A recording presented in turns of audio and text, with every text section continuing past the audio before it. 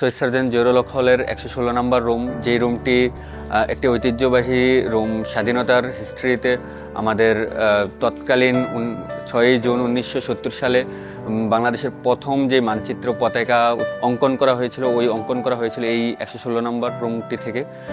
তো ওই উপলক্ষে আজকে মহান বিজয় দিবস উপলক্ষে আমাদের দেশের সেই স্বাধীনতার প্রতীক হিসাবে 116 নম্বর রুমটিতে আমরা আমাদের শহীদ সার্জেন্ট জহিরুল হক হলের পক্ষ থেকে আমরা ওই জায়গা থেকে আবার নতুন করে ওই পতাকাটি অঙ্কন করি এবং আমরা চেষ্টা করি যেন বাংলাদেশের ইতিহাস এবং বাংলাদেশের ঐতিহ্যের সাথে সবসময় এই 116 নম্বর রুমটি, শহীদ সার্জেন্ট জহিরুল হক হলের রুমটি যেন বাংলাদেশের জনগণ স্মরণ করে এবং যেখান থেকে নতুন করে আমরা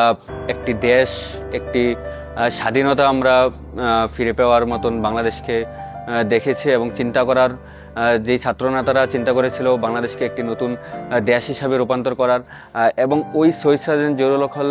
এখন 2024 গণঅভ্যুত্থান থেকে শুরু করে এবং আগামীতেও আমরা আশা করি শহীদ সার্জেন্ট জহিরুল হক হল থেকেই বাংলাদেশের সকল ধরনের নেতৃত্ব এবং সকল ধরনের গুণাবলী সামনে অগ্রসর হবে। Next level,